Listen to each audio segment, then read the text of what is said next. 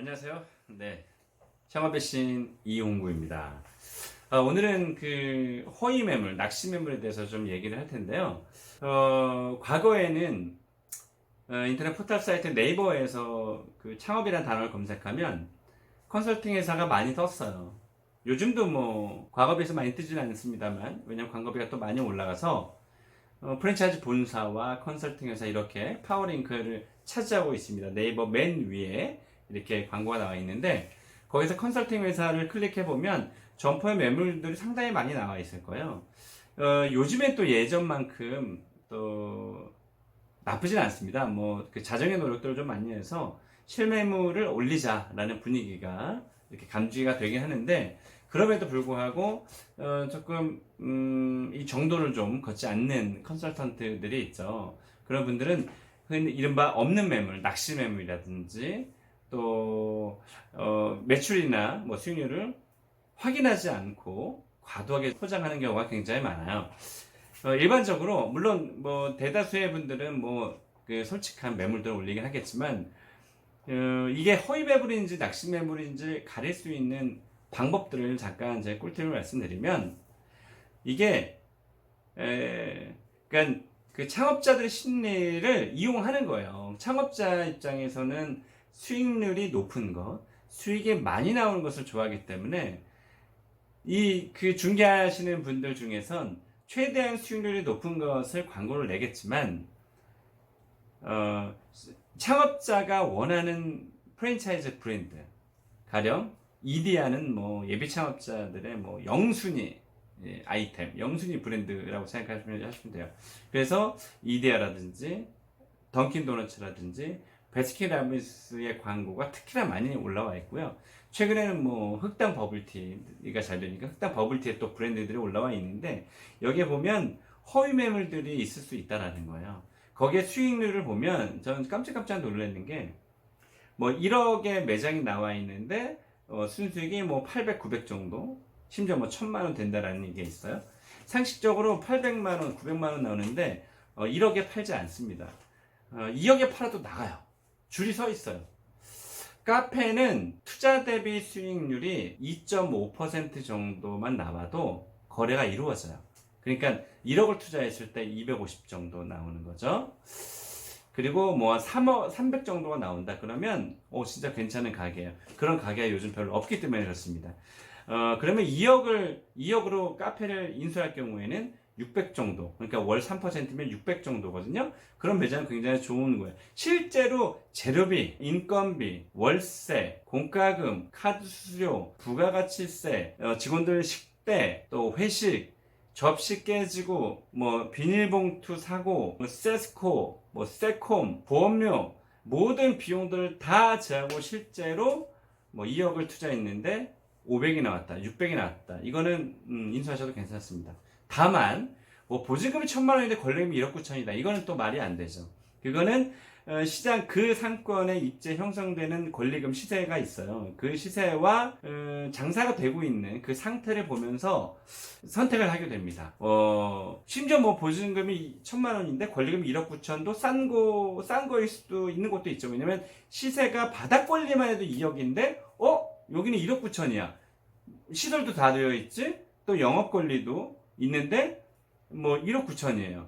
그러면 하셔야죠. 그래서 그거는 상권이나 점포의 상태에 따라서 권리금에 주고받는 형성되는 그런 금액대가 있다. 이건 이제 전제 조건 하에서 그게 납득이 가능한 그런 상황이다 그러면 뭐 2억에 500 정도 나오면 괜찮은 거래라고 볼 수 있어요. 또 술집이나 음식점들은 조금 고대잖아요. 그 카페보다 좀 고대기 때문에 그런 것들은 3% 이상.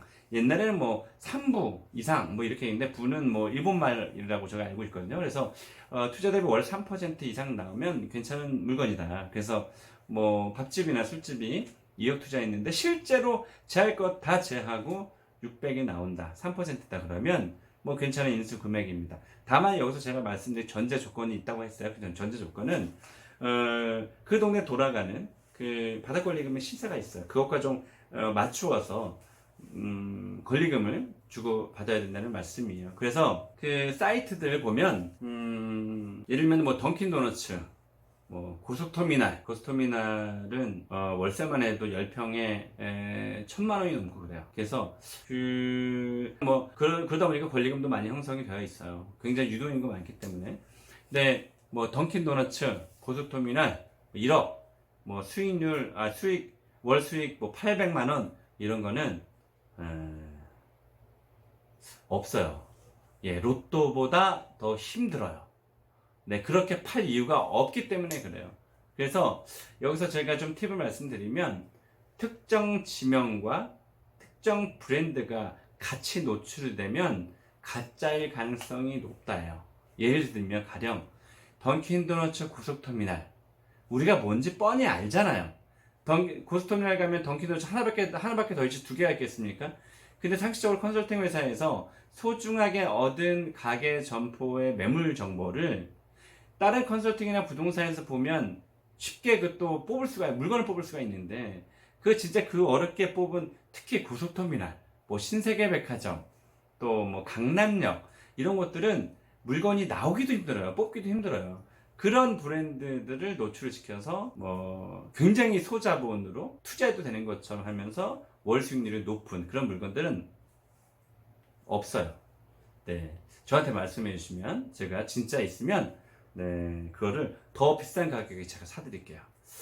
아무튼 그래서 그런 허위 매물과 낚시 매물들이 있기 때문에 우리가 특히나 사실은 이 장사를 해보셨던 분들은 사실 그게 허위 매물인지 다 알아요. 그래서 아예 문의조차 안 해요. 근데 초보 창업자분들은 진짜 이런 물건이 있구나라는 이 착하신 분들이 있어서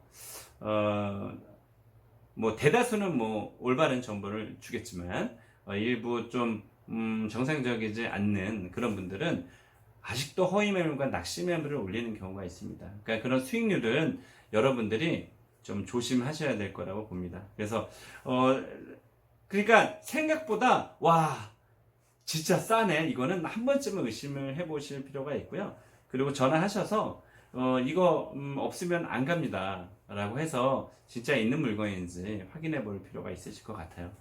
그래서 이런 올바른 정보들을 예비 창업자들이 조금 많이 좀 얻을 수 있으면 좋겠는데, 네이버 안에서도 이 창업에 대한 정보를 사실은 알기가 굉장히 힘듭니다. 그래서 컨설팅 회사도 많이 만나보시고요, 컨설턴트도 많이 만나보시고, 또 부동산도 많이 다녀보시고, 상권 현장도 많이 다녀보시고, 프랜차이즈 본사에 가서 상담을 받으세요.